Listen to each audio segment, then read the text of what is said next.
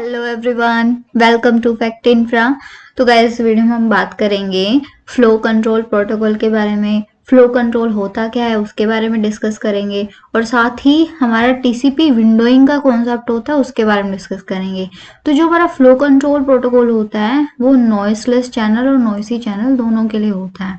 पहली बात, ये फ्लो कंट्रोल क्या होता है? फ्लो कंट्रोल एक तरह से हम कह सकते हैं स्पीड मैचिंग मैकेनिज्म, इसको हम बोल सकते हैं। मतलब अगर एक सेंडर है, एक रिसीवर है, सेंडर ने डेटा ट्रांसमिट करा है सेंडर के लिए, तो हो सकता है जो सेंडर है, लाइक अगर हम बेस्ट केस माने तो इजीली डेटा सेंड हो रहा है, कोई प्रॉब्लम नहीं है, सेंडर की भी स्पीड सेम है और रिसीवर की भी स्पीड सेम है।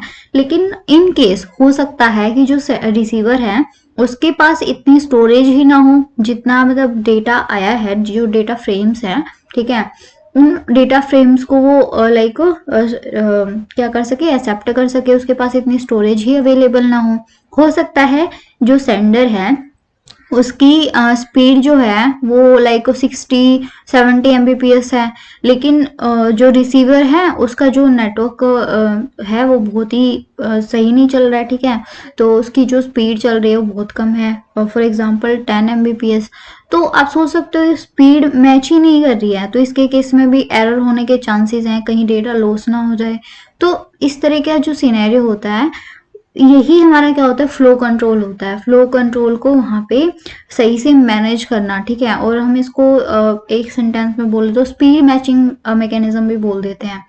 तो यही चीज हम यहाँ पे डिस्कस करने वाले हैं। फ्लो कंट्रोल बेसिकली दो हमारी टर्म्स होती हैं, मतलब नॉइसलेस चैनल्स के लिए होता है, नॉइसी चैनल के होता है, मतलब कोई भी नॉइस हो, मतलब बहुत सारी नॉइस हो उन चैनल्स के लिए, ठीक है, उन कनेक्शंस के लिए। और नॉइसी चैनल जहाँ पे, सॉरी, नॉइसलेस में तो क्या होगा, बिल्कुल स्मूथ है, कोई नॉइस है ही नहीं, ठीक है, कोई वहाँ पे सिग्नल्स में कोई प्रॉब्लम आ ही नहीं रही है, तो उनके लिए होता है। और एक नॉइसी, बहुत ज्यादा नॉइस है, उन चैनल्स के लिए होता है।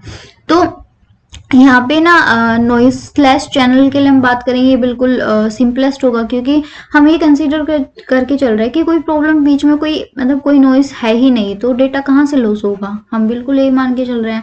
देन स्टॉप एंड वेट, यहाँ पे इसका मैकेनिज्म होता है, इसके बारे में हम फर्दर डिस्कस करेंगे। तो ये हमारे दो टाइप नॉइसलेस चैनल के लिए रहते हैं। नॉइसी चैनल के लिए स्टॉप एंड वेट, ARQ, ये मैं जस्ट यहाँ पे आपको डिस्क्रिप्शन दे रही हूँ इनका, नॉइसलेस चैनल के मैकेनिज्म्स का, लाइक ये एक तरह से हम टाइप कह सकते हैं। स्टॉप एंड वेट ARQ होता है, गो बैक एंड ARQ होता है, सिलेक्टिव रिपीट ARQ होता है। इनको हम बारी बारी से देखते हैं। तो अब स्टार्ट करते हैं वन बाय वन। सबसे पहला हमारा आता है स्टॉप एंड वेट प्रोटोकॉल। ये किसके लिए, हमारा नॉइसलेस चैनल के लिए हम बात करेंगे, ठीक है। तो यहाँ पे मैं बेसिकली आपको 4 सिनेरियो अब बताना चाहूंगी हमारे स्टॉप एंड वेट प्रोटोकॉल के लिए। तो फर्स्ट जो हमारा रहेगा ना स्टॉप एंड वेट प्रोटोकॉल, ये हमारा नॉइसलेस चैनल के लिए, ठीक है। नॉइसलेस चैनल के लिए है तो यहाँ पे सिर्फ इतना ही सिनेरियो होता है कि एक सेंडर है, एक रिसीवर साइड है, और हम ये मान के चल रहे हैं कि यहाँ पे कोई नॉइसलेस, मतलब नॉइसलेस है, ये कोई नॉइस है ही नहीं, तो सब चीजें स्मूथ होंगी। सेंडर की साइड से डेटा भेजा जाएगा, रिसीवर की साइड से क्या होगा, रिसीवर की साइड से रिसीव कर लिया जाएगा, रिसीव करने के बाद एक्नॉलेजमेंट सेंड करी जाएगी वापस सेंडर को, ठीक है। तो यहाँ पे कोई दिक्कत, कोई प्रॉब्लम हो गई नहीं, ठीक है, तो ये मान के हम चल रहे हैं, ये बेसिकली यहाँ पे फंडा होता है। देन यहाँ पे कुछ प्रॉब्लम्स भी होती हैं, उन प्रॉब्लम्स को हम अब देखते हैं, ठीक है। हो सकता है अब जो सेंडर है उस सेंडर ने डेटा सेंड करा और डेटा पहुंचा ही नहीं रिसीवर तक, और हम मान के चलते हैं कि भाई ये जो डेटा है ये इनफाइनाइट टाइम तक रिसीवर तक आया ही नहीं, ठीक है, तो उसके केस में क्या होगा, ठीक है। तो यहाँ पे ये प्रॉब्लम क्रिएट हो जाती है, क्योंकि हम तो ये मान के चल रहे हैं ना नॉइसलेस चैनल है और यहाँ पे डेटा सेंड किया जा रहा है, एक्नॉलेजमेंट ली जाएगी, लेकिन डेटा ही ना पहुंचे रिसीवर के पास, तो और इनफाइनाइट टाइम तक ना पहुंचे, तो यहाँ पे फिर रिसीवर को लाइक इनफाइनाइट टाइम, यहाँ पे बहुत ज्यादा, मतलब बहुत ज्यादा टाइम के लिए वेट करना पड़ेगा, ये यहाँ पे दिक्कत हो जाती है। अब यही उल्टा केस लगा के चल सकते हैं हम। नेक्स्ट केस हमारा क्या रहेगा, सेंडर ने डेटा सेंड करा, सही से पहुंच गया, लेकिन अब रिसीवर की साइड से जो एक्नॉलेजमेंट है वो सेंडर तक नहीं पहुंची, यानी सेंडर को पता ही नहीं कि डेटा सही से रिसीवर के पास आ चुका है कि नहीं आ चुका है, क्योंकि एक्नॉलेजमेंट तो यहाँ पे पहुंची ही नहीं है। और हो सकता है एक्नॉलेजमेंट जो है इनफाइनाइट टाइम तक पहुंचे ही ना सेंडर के पास, तो सेंडर को यहाँ पे वेट करना पड़ेगा। बेसिकली सिनेरियो क्या होता है, सेंडर डेटा सेंड करता है, रिसीवर देन उसको डेटा को रिसीव करेगा और एक्नॉलेजमेंट भेजेगा। जब तक ये एक्नॉलेजमेंट पहुंचती नहीं है ना सेंडर के पास, डेटा मतलब जो सेंडर है वो नेक्स्ट जो हमारा डेटा फ्रेम रहेगा, डेटा है वो नहीं भेजेगा जब तक ये एक्नॉलेजमेंट नहीं मिल जाती है। तो अब ये मान के चलो दूसरे सिनेरियो में एक्नॉलेजमेंट नहीं पहुंची, तो अब सेंडर वेट करता रहेगा नेक्स्ट वो कब मतलब कब डेटा भेजे, क्योंकि एक्नॉलेजमेंट उसको मिली नहीं है। ये सिनेरियो होगा। फिर हमारा एक और होता है, ये हमारा फोर्थ केस रहेगा। मान लो डेटा सेंडर ने भेजा और रिसीवर ने क्या करा, रिसीव कर लिया, लेकिन जो हमारा देखो टाइम फॉर रिसीविंग एक्नॉलेजमेंट, मतलब एक हर एक चीज के लिए टाइम होता है, पर्टिकुलर टाइम होता है कि डेटा सेंड करना और एक्नॉलेजमेंट इतने पर्टिकुलर टाइम तक आ जानी चाहिए, ठीक है, अदरवाइज फिर वो डिले में चली जाएगी, ठीक है। तो हो सकता है डेटा सेंड कर लिया, मतलब डेटा सेंड करा गया रिसीवर के लिए, रिसीवर ने ऐसा मतलब रिसीवर तक पहुंच भी गया। अब रिसीवर ने भेजा एक्नॉलेजमेंट और ये एक्नॉलेजमेंट है वो टाइम आउट के बाद पहुंचा है, मतलब एक जो पर्टिकुलर टाइम था जिसमें आना चाहिए था ये बेसिकली उसमें नहीं आया, और उसको क्रॉस करने के मतलब उसके थोड़े टाइम बाद वो एक्नॉलेजमेंट आई। तो यहाँ पे ये इस तरह की भी प्रॉब्लम हो सकती है, ठीक है। और इस जो ये डिलेड हमारी एक्नॉलेजमेंट रहेगी, फिर इसको यहाँ पे लाइक कंसीडर हम रॉन्ग कंसीडर, मतलब यहाँ पे क्या होगा, रॉन्ग कंसीडर इसको कर लिया जाएगा, ठीक है। हो सकता है इसको ये मान लिया गया हो कि भाई लाइक कोई दूसरा जो डेटा है किसी दूसरे डेटा के लिए इस एक्नॉलेजमेंट को कंसीडर कर लिया गया, तो मतलब रॉन्ग कंसीडरेशन यहाँ पे हो जाती है। तो ये यहाँ पे स्टॉप एंड वेट प्रोटोकॉल के प्रॉब्लम्स रहते हैं नॉइसलेस चैनल के लिए। अब हम बात करेंगे स्टॉप एंड वेट ARQ। ये बेसिकली हमारा नॉइसी चैनल के लिए जहाँ पे बहुत सारी नॉइस है, ठीक है। तो यहाँ पे हम 1 बाय 1 सिनेरियो देखते हैं। तो यहाँ पे क्या होता है, स्टॉप एंड वेट प्रोटोकॉल के अंदर ये भी बिल्कुल हमारा स्ट्रेट फॉरवर्ड है। सेंडर यहाँ पे क्या कर रहा है, और फ्रेम भेज रहा है, रिसीवर रिसीव कर रहा है, और एक पर्टिकुलर टाइम के बीच में, ठीक है, जिसको हम टाइम आउट यहाँ पे बोल रहे हैं, ठीक है। तो ये हमारा सिनेरियो रह रहा है। और if the acknowledgement doesn't arrive after a certain period of time, the sender time out and retransmit the original frame. तो यहाँ पे क्या होता है कि एक टाइम पीरियड के अंदर, यानी जो ये हमारा टाइम आउट आपको दिख रहा है, इसमें जैसे फ्रेम भेजा गया, एक्नॉलेजमेंट इसी टाइम पीरियड में नहीं आती है, तो क्या करा जाता है, उस फ्रेम को जो यहाँ पे बेसिकली नहीं जिसके लिए एक्नॉलेजमेंट नहीं आई थी, उस फ्रेम को दोबारा से सेंड करा जाता है, ठीक है।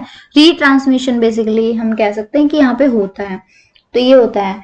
और ये हमारा हो गया, ये हमारा फर्स्ट केस हो गया बिल्कुल सिंपल केस में, कि हम कह रहे हैं कि idea of stop and wait protocol is straightforward, बिल्कुल सीधा सा है। यहाँ पे after transmitting one frame the sender waits for an acknowledgement before transmitting the next frame, बिल्कुल पहले वाले की तरह ही है, ठीक है, लेकिन बस यहाँ पे सिनेरियो गया रीट्रांसमिशन का, ठीक है।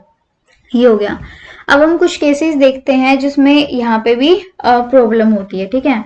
तो ये टाइम आउट का यहाँ पे मेन फंडा है गाइस, ठीक है, आप देख सकते हो।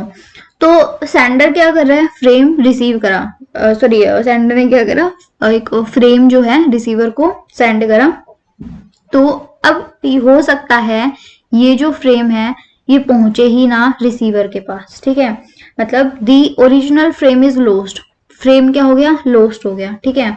तो यहाँ पे क्या होगा, वही मतलब एक पर्टिकुलर टाइम पीरियड के अंदर ये फ्रेम नहीं पहुंचा है, तो इसी को फिर से रीट्रांसमिट करा जाएगा, इसी फ्रेम को रीट्रांसमिट करा जाएगा, और उसी टाइम पीरियड के बीच में क्या आना चाहिए, एक्नॉलेजमेंट आना चाहिए। तो ये सिनेरियो यहाँ पे होता है। नेक्स्ट हम देखते हैं इसी के अंदर, हो सकता है अब एक्नॉलेजमेंट क्या हो जाए, लॉस्ट हो जाए, ठीक है, फ्रेम सही से पहुंच गया और उस पर्टिकुलर टाइम पीरियड के अंदर एक्नॉलेजमेंट टाइम तक ना पहुंचे, ठीक है। तो यहाँ पे भी ये प्रॉब्लम होती है। तो इस केस में भी क्या होगा, रीट्रांसमिशन होगा फ्रेम का, क्योंकि एक्नॉलेजमेंट तो पहुंची ही नहीं है, तो सेंडर को तो पता ही नहीं चला कि भाई उसने रिसीवर ने फ्रेम रिसीव करा भी है कि नहीं करा है, उसने उस तक पहुंचा भी है कि नहीं पहुंचा है। तो उसके केस में भी क्या होगा, फ्रेम दोबारा से भेजा जाएगा, रीट्रांसमिशन अक्कर होएगा एक time period, particular time period के अंदर। एक लास्ट केस हम देखते हैं, इसके अंदर क्या होगा, अगर ओवरलैप कर जाए, ठीक है, टाइम पीरियड यहाँ पे देखो, तो इसके केस में क्या हो रहा है, सेंडर है रिसीवर है, सेंडर ने फ्रेम सेंड करा, रिसीवर ने एक्सेप्ट करा और एक्नॉलेजमेंट भेजी, ठीक है, हो गया। उसके बाद क्या होता है हमारा, यहाँ पे देखो टाइम आउट के केस में देखो ओवरलैप हो रहा है समथिंग, है ना। तो इस लास्ट केस में हमारा क्या सिनेरियो बन रहा है, इसमें टाइम आउट जो है वो लाइक हम कह सकते हैं the time out fire too soon. अब इसका मीनिंग क्या है, देखो फर्स्ट जो आप देख रहे हो फ्रेम भेजा गया एक पर्टिकुलर टाइम पीरियड के अंदर, एक्नॉलेजमेंट पहुंची, बट अब एक तरह से आप कह सकते हो कि ये जो ऊपर वाला जो आपको फ्रेम दिख रहा है ना, यहाँ पे ओवरलैपिंग बन रही है बेसिकली, ठीक है। मतलब यहाँ तो एक्नॉलेजमेंट एक क्या हो रहा है, लेट तक पहुंच रही है, और जो दूसरा आप सिनेरियो देख रहे हो उसके अंदर क्या हो रहा है, टाइम आउट है, टाइम मतलब ओवरलैपिंग हो रही है, और यहाँ पे मतलब पहले ही, मतलब एक्नॉलेजमेंट आने से पहले ही दूसरा फ्रेम भेज दिया गया है, तो यहाँ पे एक तरह से टाइम आउट ओवरलैप भी कर रहा है, और टाइम आउट मतलब बहुत जल्दी यहाँ पे हो गया समथिंग, इस तरह से आप बोल सकते हो कि time out fire too soon. तो ये बेसिकली 4 केसेस होते हैं। मतलब नॉर्मल केस में क्या होगा, फ्रेम भेजा जाएगा, एक्नॉलेजमेंट के लिए वेट करा जाएगा, एक्नॉलेजमेंट यहाँ पे अगर नहीं आती है एक पर्टिकुलर टाइम पीरियड के अंदर तो उसको रीट्रांसमिट करा जाता है, ठीक है। तो ये बेसिकली सिनेरियो होता है स्टॉप एंड वेट ARQ का। उसकी छोटी छोटी प्रॉब्लम्स थी वो हमने देखी। अब हम आगे प्रोसीड करते हैं। अब आता है हमारा go back and ARQ। Go back and ARQ के अंदर क्या होगा, इसमें बेसिकली हम स्लाइडिंग विंडो प्रोटोकॉल का यूज करते हैं, ठीक है। स्लाइडिंग विंडो प्रोटोकॉल एक हमारा ऐसा प्रोटोकॉल होता है जिसकी हेल्प से मतलब एक विंडो साइज यहाँ पे डिसाइड करा जाता है, ठीक है। जैसे कि यहाँ पे लाइक विंडो साइज है 4, विंडो साइज 4 यहाँ पे होने का मीनिंग क्या है, ये मान लो कि ये जो 1 2 3 अप टू ये जो 10 काउंटिंग लिखी हुई फ्रेम्स हैं, ठीक है। तो एक टाइम पे कितने फ्रेम भेजे जाएंगे ये यहाँ पे होता है, ठीक है। तो एक टाइम पे मान लो कि यहाँ पे दिखाया गया कि 4 फ्रेम हम क्या कर पाएंगे, मतलब सेंडर जो है एक टाइम पे 4 फ्रेम को सेंड कर पाएगा, 4 फ्रेम्स यहाँ पे सेंड कर पाएगा। मतलब यहाँ पे क्या हो रहा है, देखो पहले जो हम प्रोटोकॉल्स पढ़ रहे थे, एक फ्रेम है या फिर लाइक जो भी डेटा है वन टाइम पे हो रहा था, मतलब एक फ्रेम भेजा गया है उसकी एक्नॉलेजमेंट के लिए हम वेट करते हैं, नहीं तो मतलब ऐसे चलता रहता है। हमको चाहिए कि भी हम मल्टीपल टाइम फ्रेम सेंड कर, मतलब एक ही टाइम पे हम ज्यादा फ्रेम सेंड कर पाए, ठीक है। तो उसके केसेस में भी मतलब उसके केस में भी काफी मतलब प्रॉब्लम होंगी, ठीक है। तो ये हमारा देखते हैं 1 बाय 1। तो अब देखो गो बैक एंड ARQ के अंदर क्या सिनेरियो बन रहा है, सेंडर है, सेंडर ने क्या करा, 4 फ्रेम जो है एक साथ ही भेज दिए, ठीक है। 1 2 3 4 आप स्क्रीन पे देख सकते हो। अब जो एक्नॉलेजमेंट आनी है, क्योंकि ऑफ कोर्स एक्नॉलेजमेंट के लिए तो वेट करा जाएगा, ठीक है, वरना पता कैसे चलेगा कि वो जो फ्रेम है सही तरीके से रिसीव कर लिए गए हैं। तो फर्स्ट फ्रेम जो है उसका एक्नॉलेजमेंट सही से आ गया, सेकंड का भी आ गया, बट थर्ड जो फ्रेम है, थर्ड और फोर्थ, उनके जो एक्नॉलेजमेंट है वो यहाँ पे पहुंचे ही नहीं, वो यहाँ पे लॉस्ट हो गए, ठीक है। तो अब नेक्स्ट जो हमारी विंडो साइज बन जाएगा ना, वो क्या होगा, यहाँ पे 3 4 5 6 होना तो चाहिए, क्या था देखो 1 2 3 4 हमने पहले इंक्लूड कर लिया था, होना तो चाहिए था क्या 5 6 7 8, लेकिन यहाँ पे बना क्या 3 4 5 6, क्योंकि 3 4 यहाँ पे ये मान के चल रहे हैं ना, 3 4 तो लॉस्ट हो गए क्योंकि उनकी एक्नॉलेजमेंट पहुंची नहीं, तो वो 3 4 लाइक पहुंचने चाहिए। तो सिनेरियो क्या बना, मतलब चलना तो क्या चाहिए था, मतलब इसने 5 6 से शुरू हो गई थी विंडो, तो 1 2 3 4 सेंड करने के बाद 5 6 लाइक 7 8 जाना चाहिए था, तो ये 5 6 आपको दिख रहे हैं। लेकिन उसके बाद जब ये पता चला कि हमारे पास तो एक्नॉलेजमेंट पहुंची नहीं थर्ड और फोर्थ के लिए, तो अब दोबारा से जो विंडो साइज बन जाएगी ना, क्योंकि थर्ड और फोर्थ तो लॉस्ट हो गए, third fourth fifth and six, ठीक है, तो विंडो साइज अब ये बन गई। तो अब ये 5 6 तो पहुंचे थे लेकिन थर्ड फोर्थ का एक्नॉलेजमेंट नहीं आई थी, इस वजह से अब ये हमारा जो थर्ड हमारा पैकेट है या सॉरी डेटा फ्रेम है उसको सेंड करा गया, देन फोर्थ को, देन फिफ्थ को, देन सिक्स्थ को। ठीक है, ये हमारा सिनेरियो है। बट यहाँ पे प्रॉब्लम क्या आएगी, प्रॉब्लम यही हमारी प्रॉब्लम है। ठीक है, अब क्योंकि हमने तो लाइक 5-6 वैसे तो प्रोटोकॉल सॉरी हमारा जो फ्रेम है वो हमने सेंड कर भी दिया था, लेकिन यहाँ पे हमको दोबारा से रीट्रांसमिट करना पड़ रहा है, थर्ड फोर्थ को भी हमें रीट्रांसमिट करना पड़ रहा है। तो ये यहाँ पे गो बैक एंड ARQ के अंदर प्रॉब्लम है। ठीक है, तो ये बेसिकली हमारा होता है। और विंडो साइज के बेसिस पे यहाँ पे क्या हो रहा है, फ्रेम को सेंड किया जाता है, मतलब मल्टीपल फ्रेम्स को एक ही टाइम पे भेजना, ये हमारा बेसिकली स्लाइडिंग विंडो प्रोटोकॉल का काम होता है। और अगर हम शॉर्ट में बात करें तो ये हमारा यहाँ पे सिनेरियो बन रहा है। नेक्स्ट हम बात करते हैं सिलेक्टिव रिपीट ARQ। अब इसके अंदर क्या होता है गाइस, इसके अंदर भी रिपीट सॉरी इसके अंदर भी विंडो प्रोटोकॉल का यूज होता है। ठीक है, स्लाइडिंग विंडो प्रोटोकॉल का यूज होता है। अब इसके अंदर क्या सिनेरियो बनेगा वो हम देखते हैं। इसके अंदर जो यहाँ पे काउंटिंग दिख रही है ये भी आप फ्रेम की काउंटिंग मान सकते हो। ठीक है, तो अब इसके अंदर भी हमने सेम सिनेरियो लिया, विंडो साइज 4 ले लिया हमने। ठीक है, विंडो साइज हमने 4 ले लिया, मतलब 4 जो फ्रेम है एक टाइम पे भेजे जाएंगे, जो कि होंगे 0 1 2 3। ठीक है, अब यहाँ पे थोड़ा सा डिफरेंस क्रिएट होगा गो बैक एंड ARQ के जो केस था उसके कंपेयर में। ठीक है, in selective repeat ARQ only the erroneous or lost frames are retransmitted while correct frames are received and buffered। मतलब पहले वाले केस में क्या हो रहा था, गो बैक एंड ARQ के अंदर क्या हो रहा था, मतलब थर्ड फोर्थ हमारा जो फ्रेम था उसकी एक्नॉलेजमेंट आई नहीं थी। ठीक है, तो वापस से लाइक 3 4 5 6 मतलब 5-6 हमारा पहले ही पहुंच चुका था, लेकिन फिर से उसको मतलब क्योंकि विंडो जो है विंडो जो हमारी नेक्स्ट जो विंडो बनी थी वापस से वो हमारी 3 4 5 6 बन गई थी, तो पूरे के पूरे फ्रेम दोबारा से भेजने पड़ रहे थे। तो ये मतलब प्रॉब्लम थी। तो सिलेक्टिव रिपीट के अंदर क्या होगा, अभी एग्जाम्पल देके चलो, जैसे कि फर्स्ट 0 फ्रेम मतलब जो नंबर जिस पे 0 है वो भेजा गया, देन 1 2 3। ठीक है, तो ये हमारे भेज दिए गए, 0 की एक्नॉलेजमेंट आ गई, 1 की एक्नॉलेजमेंट आ गई, अब 2 की एक्नॉलेजमेंट नहीं आई और 3 की भी आ गई। ठीक है, थर्ड की आ गई लेकिन सेकंड की नहीं आई है, 0 1 की भी आ गई।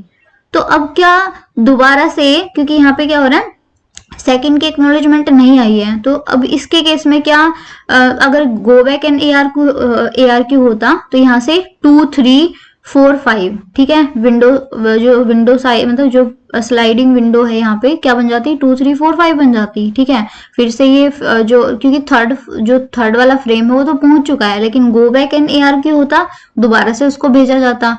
लेकिन अब यहाँ पे लोस्ट कौन सा हुआ है, सिर्फ सेकंड हमारा फ्रेम जो है वो रिसीव नहीं हुआ है। ठीक है, और सिर्फ सेकंड का यहाँ पे केस चल रहा है। तो यहाँ पे क्या बनेगा, अब सिर्फ सेकंड वाला, देखो आप स्क्रीन पे देख सकते हो, सिर्फ सेकंड वाला जो फ्रेम है ना उसको रीट्रांसमिट करा गया है, बाकी वही हमारा चलेगा। ठीक है, अब क्या होना चाहिए, देखो 0 1 2 3 पहुंच चुके थे, 4 5 भी यहाँ आ चुका है, और 4 5 के बाद सेकंड की क्योंकि एक्नॉलेजमेंट नहीं आई है, सेकंड की एक्नॉलेजमेंट मतलब सेकंड वाला दोबारा भेजा गया है, और देन उसके बाद सिक्स्थ फ्रेम भेजा गया है, ना कि हमारा 4 5 दोबारा से करा गया है। ठीक है, हमारा जो चलना चाहिए था वही सीक्वेंस चल रहा है बस, लेकिन बीच में क्या होगा, जो फ्रेम यहाँ पे लॉस्ट हो गया है उसको दोबारा से भेजा जाएगा। तो ये बेसिकली सिनेरियो होता है, और सबसे बेस्ट सिलेक्टिव रिपीट ARQ रहता है इसके अंदर। ठीक है, तो ये हमारा होता है। इससे क्या होता है, हम हमारे जो फ्लो कंट्रोल है, जो हमारे लाइक फ्रेम्स जो है सेंड करे जा रहे हैं, रिसीव करे जा रहे हैं, वो उसके अंदर लाइक उनके फ्लो को कंट्रोल किया जाए, ये सिनेरियो होता है। और जो मेन फंडा होता है विंडो साइज का, यहाँ पे जो TCP विंडोइंग हम बोलते हैं या फिर विंडोइंग जिसको हम बोलते हैं, मल्टीपल फ्रेम या फिर मल्टीपल जो डेटा है, या फिर अगर हम TCP के केस में अगर हम ट्रांसपोर्ट लेयर पे बात करेंगे तो उसके केस में हम सेगमेंट लगा के चलेंगे, और ये हम किस पे बात करें, डेटा लिंक लेयर पे बात करें तो फ्रेम मान लेंगे। अगर हम TCP विंडोइंग की बात करेंगे तो वहां पे क्या होंगे, सेगमेंट हो जाएंगे, यानी मल्टीपल सेगमेंट एक ही टाइम पे भेजना। ठीक है, तो और सिनेरियो बेसिकली इसी तरीके का रहेगा, ठीक है। तो ये बेसिकली हमारा होता है फ्लो कंट्रोल के अंदर। और विंडोइंग का बेसिकली फंडा ये होता है, मल्टीपल जो डेटा है, मल्टीपल वो फ्रेम हो सकते हैं, सेगमेंट हो सकते हैं, एक ही टाइम पे सेंड करना।